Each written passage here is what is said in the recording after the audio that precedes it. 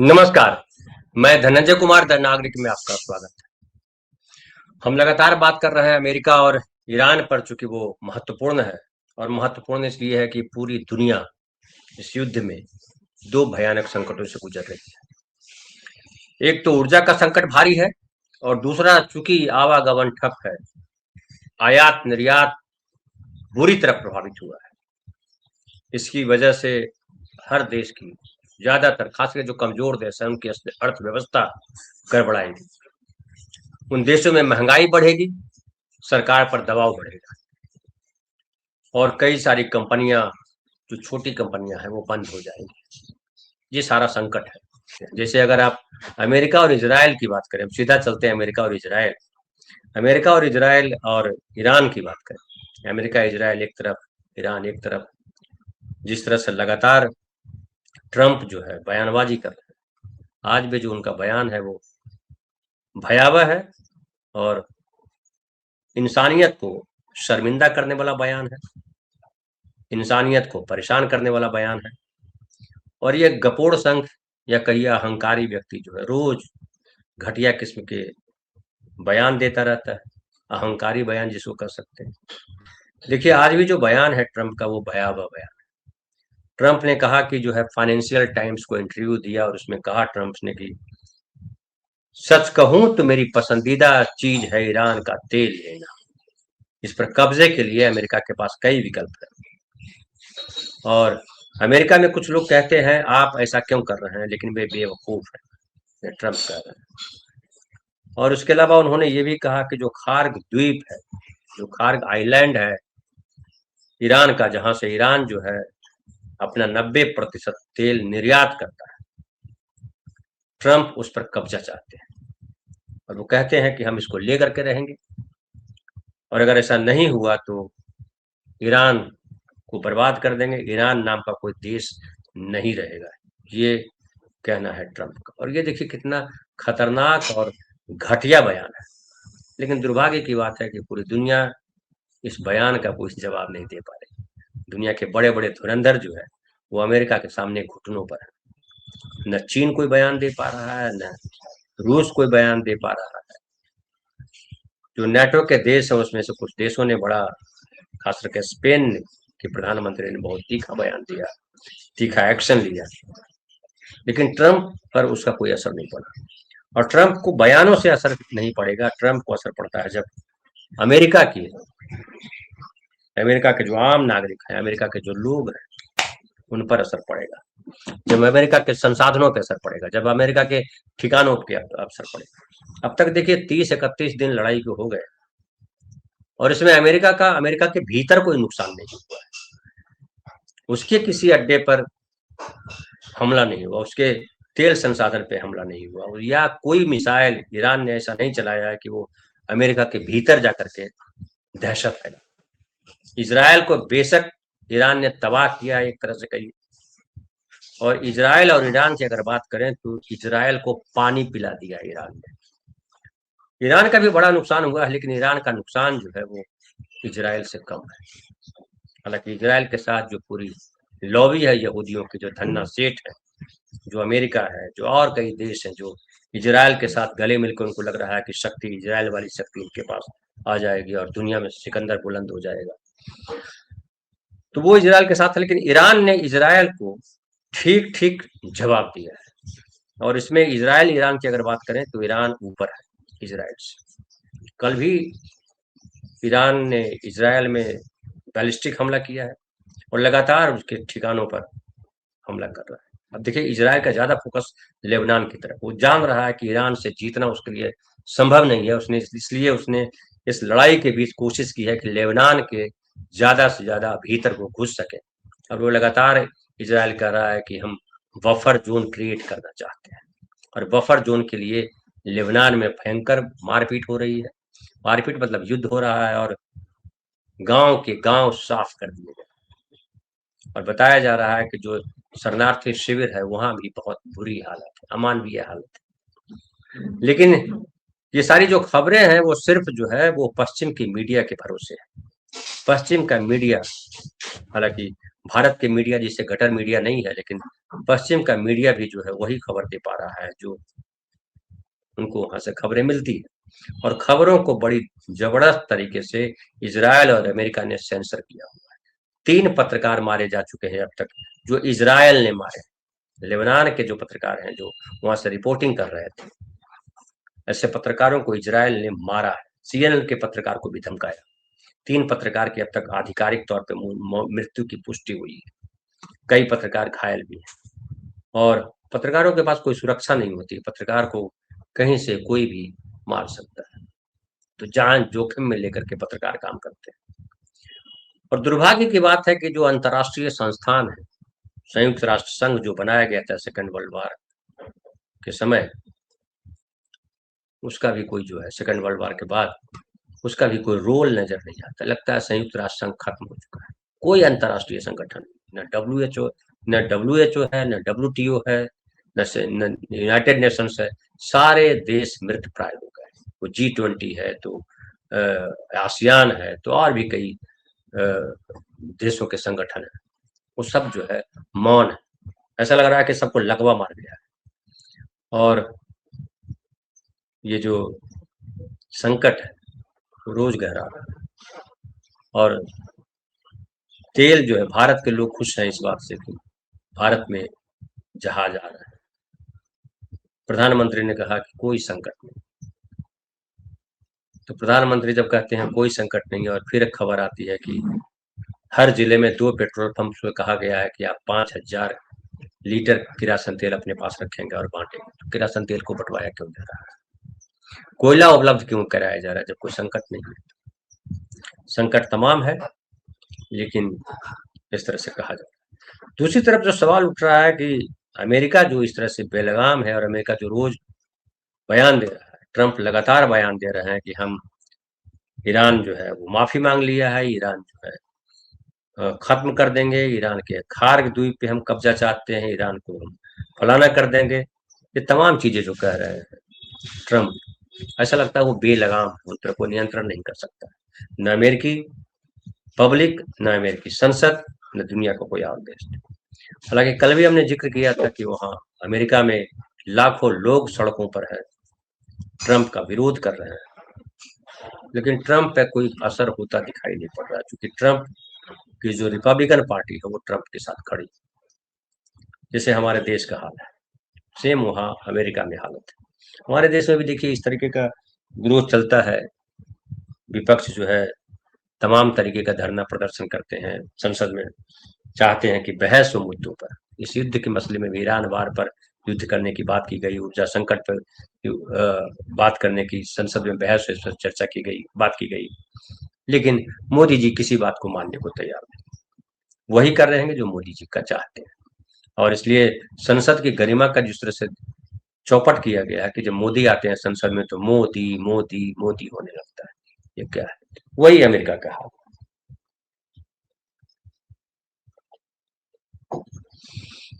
America का भी Trump ने वही हाल किया है।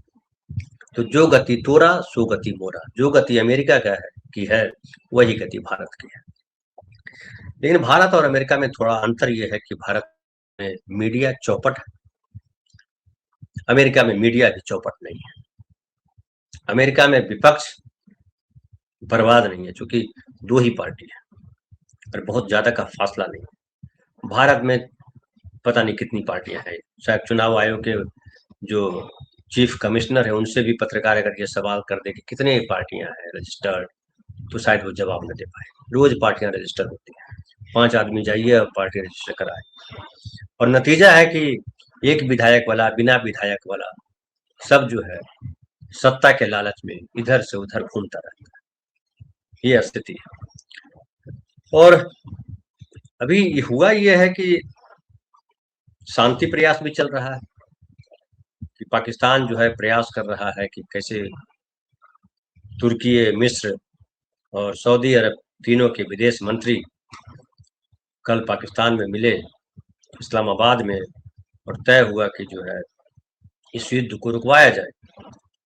और ये कहा गया कि आज कल में पाकिस्तान जो है ईरान के साथ बात करेगा और कोशिश करेगा कि ये युद्ध खत्म हो जाए। और ट्रंप ने जो 15 सूत्री कार्यक्रम दिया है, 15 जो शर्तें रखी, 15 शर्तें जो है ईरान को दी गई हैं। ट्रंप ने हालांकि कहा है कि उसमें से ज्यादा शर्तें मान ली है ईरान ने, और अगर वो मान लेता है तो हम जो है ईरान को छोड़ देंगे, और अगर नहीं मानता हमारे प्रस्ताव को तो देश ही नहीं बचेगा। सोचिए कितनी भयानक जो है ये टिप्पणी है कि देश ही नहीं बचेगा। और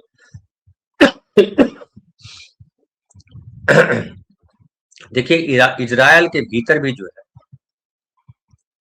विरोध चल रहा है। इजराइल में भी विरोध है, जैसे अमेरिका में विरोध है वैसे इजराइल में भी विरोध हो रहा है। दुनिया के और दूसरे देशों में भी विरोध चलाया जा रहा है कि ये युद्ध बंद हो, युद्ध बंद हो। लेकिन जो नेतन्याहू है और जो ट्रंप है ये युद्ध चाहते हैं।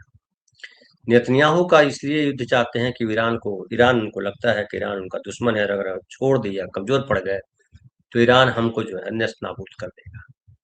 इसराइल का जो सपना है वो हमेशा के लिए टूट जाए। इसलिए इसराइल हर हाल में ईरान की बर्बादी चाहता है, ईरान को खत्म कर देना चाहता है, पिंजड़े में कैद करवा देना चाहता है। ट्रंप का ध्यान जो है वो एक तो ईरान के संसाधन पर है, दूसरा जिस तरह से ईरान ने चैलेंज किया है ट्रंप को, 30 दिन से ज्यादा युद्ध हो गए और अब तक कहा नहीं जा सकता कि अमेरिका जो है वो जीतने के कगार पे या अमेरिका आगे है, बल्कि कहा यह जाना चाहिए कि अमेरिका को भी ईरान ने बड़ा झटका दिया है।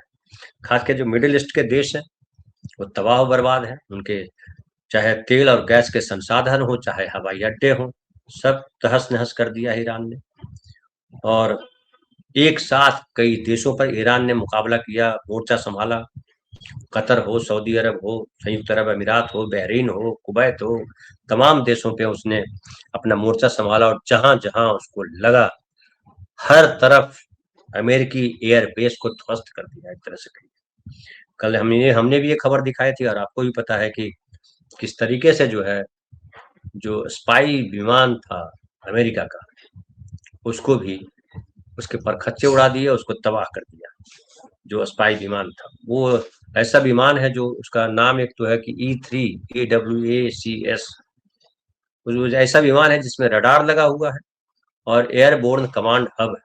अभी क्या होता है मुझसे मत पूछिएगा, मैं नहीं जानता हूँ, बाद में बताऊंगा, पढ़ूंगा और आगे। तो एयरबोर्न कमांड हब है, हर विषय का मैं विशेषज्ञ नहीं हूँ, तो इसके युद्ध विशेषज्ञ होते हैं जो वो इस पर पत्रकार ज्यादा बढ़िया बात करते हैं।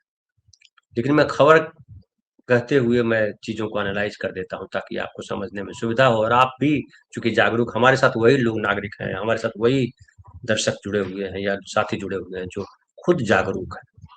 ज्यादातर उन लोगों को मैं बर्दाश्त नहीं कर पाता हूँ जो खुद जागरूक नहीं है, कुछ गप करने आते हैं, कुछ टाइम वेस्ट करने आते हैं, कुछ टाइम खर्च करने आते हैं। उनके लिए मैं ये प्रोग्राम करता नहीं हूँ, इसलिए मैं उनको अक्सर देखते होंगे कि मैं डांट डपट के भगा देता हूँ, आए बाएं साई करता है, क्योंकि वैसे लोगों की जरूरत नहीं। वो व्यूज बढ़ाने वाले मुझे दर्शक नहीं चाहिए, मुझे दर्शक चाहिए जिनके साथ संवाद कर सके हम, और उनसे भी हम सीख सके, हम भी सीख सके, क्योंकि हम भी सीखने के क्रम में। कोई दुनिया में बहुत भयंकर जानकार नहीं है कि दुनिया के हर विषय को जानता है, मैं भी नहीं जानता। मैं लोगों से, हमारे जो साथी पत्रकार हैं उनको जोड़ता हूँ, और चूंकि मैं उनको पैसे नहीं दे सकता इसलिए वो हमारे मुलाजिम के तौर पे तो काम करते हैं, हम उनसे कहते हैं और हमारे लिए वो आते हैं। बहरहाल तो ये जो हवाई जहाज जो उनका है, जो सैनिक विमान ही कहिए, हवाई जहाज गलत है, सैनिक विमान जो है वो उस पर रडार लगा हुआ है, एयरबोर्न कमांड हब है, और जो खतरों को आसमान में ही ट्रैक कर लेता है, और जो एयर ऑपरेशंस है, जो एयर फोर्स है अमेरिका का, उसको गाइड करते हैं कि कहाँ से क्या खतरा है। उसको जो है कल हमला करके नष्ट कर दिया था, और $700 मिलियन का एक जहाज है अमेरिका। अमेरिका की ये भी हमने आपको चर्चा की थी कि अमेरिका के जो टॉक होम सैटेलाइट मिसाइल है वो 850 के करीब जो है नष्ट हो, मतलब खर्च हो चुके हैं। और ये बड़ा झटका है ट्रंप के, अमेरिका के लिए। और अब लेकिन एक सवाल ये है कि ट्रंप के लिए, ईरान के लिए तो जो है सो है, और ये पक्की बात है कि ईरान को चाह करके भी अमेरिका बर्बाद नहीं कर सकता। हैसियत नहीं है अमेरिका की बर्बाद करने की, क्योंकि अगर बर्बाद करना होता तो 30 दिन में बर्बाद कर चुका होता। कहीं से नैतिकता का पालन अमेरिका इजराइल ने नहीं किया है। जहां जहां उसको मौका मिला है उसने मारा है, चाहे स्कूल के बच्चों का स्कूल हो, चाहे वो अस्पताल हो, चाहे रिहायशी इलाका हो। जो युद्ध के नियम होते हैं, अंतर्राष्ट्रीय नियम है, वो सारे नियम को ध्वस्त किया है अमेरिका ने और इजराइल। इसलिए अमेरिका से जितना बन पड़ा, इजराइल से जितना बन पड़ा, मारा है। लेकिन ईरान ने उससे ज्यादा मारा है, और अमेरिका इजराइल दोनों से एक साथ लड़ रहा है, मिडिल ईस्ट से लड़ रहा है, क्योंकि मिडिल ईस्ट का एक भी देश जो है ईरान के साथ खड़ा नहीं है। कुछ देश अगर चुप है तो सिर्फ तमाशा देखने के लिए चुप है, या वो अपना नुकसान देख रहे हैं कि कितना नुकसान है और क्या कर सकते हैं। और सऊदी अरब को शिया सुन्नी का भी झगड़ा है, जो इस्लामी सल्तनत है या कहिए इस्लामी विरासत है, उसको कब्जा करने की भी लड़ाई। ईरान जो है शिया देश है, सऊदी अरब सुन्नी देश है, और सऊदी अरब और ईरान के बीच शिया सुन्नी का भी क्लैश है। और उसके बाद ट्रंप के साथ ये हो रहा है कि ट्रंप का कार्यकाल जो है धीरे धीरे समाप्ति की ओर बढ़ रहा है, और ट्रंप बहुत जल्दबाजी में है। एक दिन और हमने इस पर चर्चा की थी, ट्रंप बहुत जल्दबाजी में है। और ट्रंप इस बार दूसरी बार जब आए थे तो उन्होंने कहा था हमको नोबेल पुरस्कार हासिल करना, हम सारे युद्ध रुकवा देते। लेकिन ट्रेजेडी देखिए, इसको आप ट्रंप की बेवकूफी या ट्रंप की हार के तौर पे भी देख सकते हैं। हास्यास्पद ट्रंप को भी समझ सकते हैं कि जो आदमी कह रहा था कि हम सारे युद्ध रुकवा देंगे, यूक्रेन और रशिया का युद्ध रुकवा देंगे, पाकिस्तान और हिंदुस्तान का युद्ध हमने रुकवाया होगा, हमें नहीं पता, यहाँ मोदी जी ज्यादा बेहतर जानते हैं। लेकिन यूक्रेन और रूस का युद्ध नहीं रुकवाया पाया अमेरिका, और इसी बात को लेकर के जो नाटो के देश है ट्रंप से नाराज है या ट्रंप के इसके प्रति उदासीन है, और लगातार ट्रंप कह रहे हैं कि नाटो के देशों ने हमारा साथ नहीं दिया, यूरोपियन देशों ने हमको साथ नहीं दिया, हमने इतना साथ दिया, हमने उतना साथ दिया।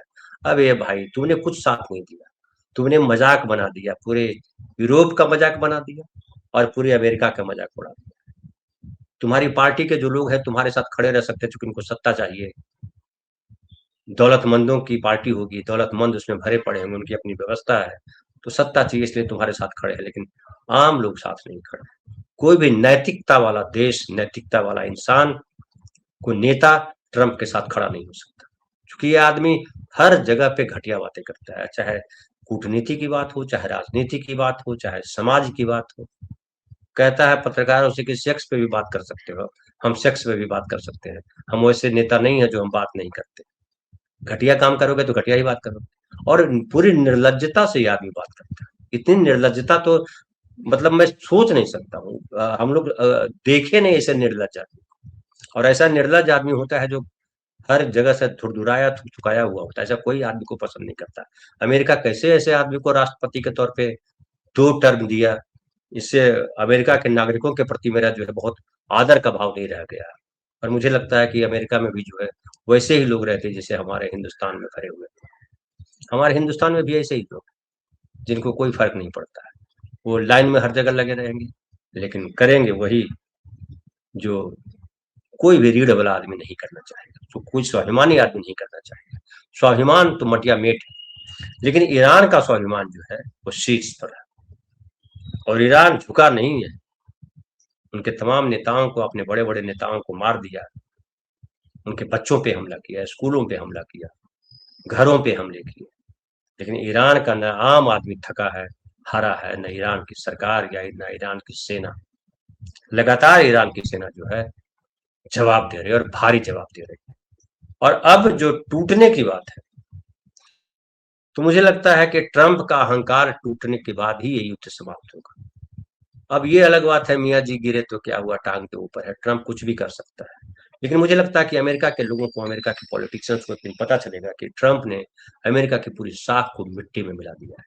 क्योंकि अमेरिका अब तक एक ऐसा देश था जो निर्बाध राजा बना हुआ था, पूरा मिडिल ईस्ट उसके घुटनों में था, पूरा यूरोप उसके पैरों में एक तरह से कहिए था।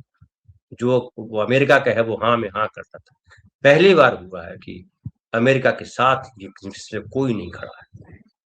अमेरिका के खिलाफ नहीं बोल रहे हैं ज्यादातर देश, लेकिन अमेरिका के साथ भी खड़े नहीं। और इंग्लैंड को भी ट्रंप ने धमकाया कि ट्रंप स्टार्मर ने हमारा साथ नहीं दिया।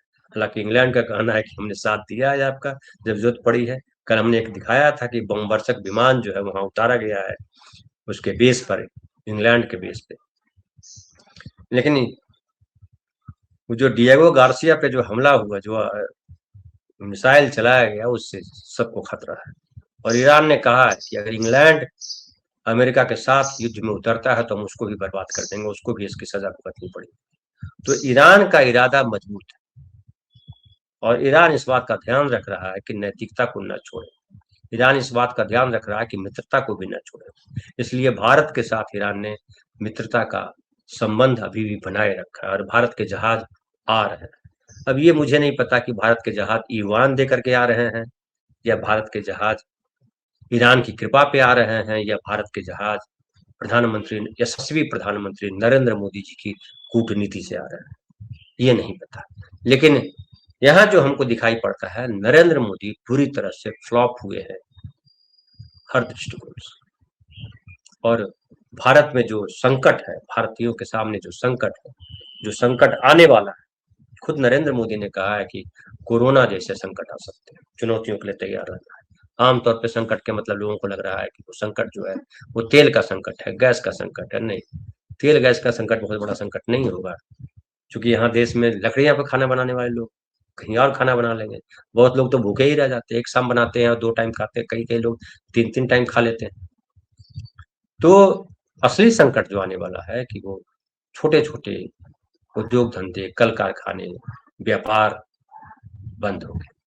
ये इतना जितना लंबा युद्ध खींचेगा उतना बंद होगा, क्योंकि हॉर्मुज बंद किया हुआ है। और अब तो हुती जब जब युद्ध बढ़ेगा तो जो यमन के पास का, जो स्वेज नहर के पास का जो इलाका है, बाब अल मंदेब शायद यही नाम है, उसको भी बंद करने की बात की जा रही है। अगर वो बंद किया जाए, चूंकि हुती जो है ईरान समर्थक है। कल हमने एक वीडियो दिखाया था जिसमें हुती के विद्रोही जो है, हुती के जो सिपाही है निकल पड़े हैं।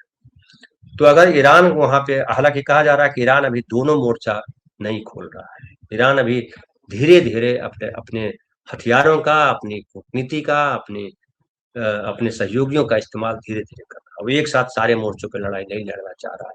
दरअसल वो देख रहा है कि ट्रंप करता क्या है। अगर ट्रंप युद्ध करना चाहता है तो फिर वो युद्ध के लिए तैयार है। ईरान ईरान ने लगातार कहा कि जब तक हमें मुआवजा नहीं दिया जाएगा, जब तक अमेरिका इस बात के लिए तैयार नहीं होगा कि आगे से हमला नहीं होगा, इस पर सहमति नहीं बनाएगा, तब तक हम युद्ध नहीं रोकेंगे। अब अपना गीत बजा रहे हैं। ट्रंप की 15 सूत्री कार्यक्रम हमने भेजा है, जिसमें ज्यादातर स्वीकार कर लिया है, नहीं स्वीकार कर लिया। ट्रंप की बातों का कोई भरोसा मैं कम से कम नहीं रखता कि ट्रंप की बात का, बयान का कोई भरोसा नहीं, कुछ नहीं है। मतलब वो जीरो है, जीरो के भी पीछे है। लेकिन चूंकि उसके पास ताकत है, उसके इशारे पर जो है अमेरिका किसी की जगह, कहीं जगह, किसी जगह बम बरसा सकता है। इसलिए बम तो बरसा सकता है, लेकिन कोई नैतिकता का पाठ सामने आएगा, कोई मनुष्यता भरी बात ट्रंप करेगा या अमेरिका करेगा, वो दिखाई नहीं पड़ती। और ऐसे में लोग उम्मीद कर रहे हैं कि चीन और रूस आ गया है। हालांकि रूस के बारे में कहा जाता है कि रूस जो है लगातार अपनी आर्थिक मजबूती बना रहा है। हालांकि रूस के दूसरे बड़े रिफाइनरी पे कल ही यूक्रेन ने हमला कर दिया और उसमें आग लगा दी। तो रूस का भी अचानक भारी नुकसान हुआ है। लेकिन रूस ने जिस तरह से तेल बेचा है तो उससे उसको बड़ा फायदा हुआ है। तो रूस अपना फायदा देख रहा है, अपनी चीजें देख रहा है। लेकिन इस बीच जो है ईरान के साथ जो चीन का जो संबंध है वो गाढ़ा, और चीन जो है इस मोर्चे पे खड़े दिखाई पड़ता है। मीडिया में लगातार इस बात की चर्चा है कि अमेरिका का लोकेशन चीन भी दे रहा है और अमेरिका का लोकेशन रूस भी दे रहा है। और इसके अलावा ये भी कहा जा रहा है कि ईरान की जो सामरिक ताकत इतनी बड़ी दिखाई पड़ रही है, उसमें ईरान का भी बड़ा सहयोग है, रूस का भी बड़ा सहयोग। लेकिन रूस और चीन अब तक अमेरिका के सामने खुल करके नहीं है। और ये जो है, जो आम जो दर्शक है, आम जो लोग हैं, उनको लग रहा है, वो इंतजार कर रहे हैं, सांस रोक करके बैठे हुए हैं कि क्या होगा। और ट्रम्प की बातें जो है, अब मीडिया में भी जो है वो निरस्ता पैदा कर दी। ट्रम्प की क्या बात कीजिएगा, कोई उस तरह से खबर नहीं। तो अभी रुका हुआ है, देखिए अभी पाकिस्तान कह रहा है, पाकिस्तान इस बीच चचा बन करके निकला है और वो कह रहा है कि हम शांति करवाएंगे, हर हाल में शांति होगी। तो क्या होती है, शांति होती है या क्रांति होती है या भ्रांति है, वो सब पता चलेगा। लेकिन भारत के मोर्चे पर अगर बात करें तो भारत हर मोर्चे पे पीछे चला गया, चाहे वो मीडिएटर बनने की बात, चाहे वो आर्थिक तौर पे बात करें, अर्थव्यवस्था के स्तर पर बात करें, चाहे वो मानवीयता के स्तर पर बात करें, चाहे मित्रता के स्तर पर बात करें। नरेंद्र मोदी जी ने इस देश को हर मोर्चे पर बैक फुट पे लाके खड़ा कर दिया, या कहिए कि कतार में सबसे पीछे लाके खड़ा कर दिया। भारत की कभी हैसियत हुआ करती थी, इतनी बुरी हालत भारत की कभी नहीं थी। भारत दो देशों के बीच युद्ध हो और भारत का दखल न हो, भारत बयान न दे, भारत कुछ बोले नहीं, ये संभव नहीं था। लेकिन नरेंद्र मोदी जी ने वो तमाम जो साख भारत ने कमाई थी, उसको उस पर उसको दफन कर दिया है, उस पर ऋण रोप दिया है। जो अच्छी खेती की जमीन थी हमारी, उस पे विचारधारा की खेती, विचारधारा की जमीन जो होती है हमारी, उस पर जो है ऋण बोल दिया है। बहरहाल देखना है, देखते हैं क्या होता है, क्या करता है अमेरिका और क्या करता है ईरान। अमेरिका के पास करने के लिए बहुत कुछ नहीं है, ज्यादा करेगा तो खिसियानी बिल्ली खंभा नोचे। मुझे भी लगता है कि युद्ध खत्म करना है या नहीं करना है, ईरान तय करेगा। और ईरान जो है एक बार औकात देख रहा है ट्रंप की, कि ट्रंप की पूरी औकात अगर है तो कितनी औकात है, कितना युद्ध कर सकता है ईरान, वो इस तैयारी में है। और ईरान के पास कोई जो है हथियारों की कमी अब तक नहीं आई है। बहरहाल बहुत बहुत धन्यवाद, मिलते हैं फिर शाम की चौपाल में।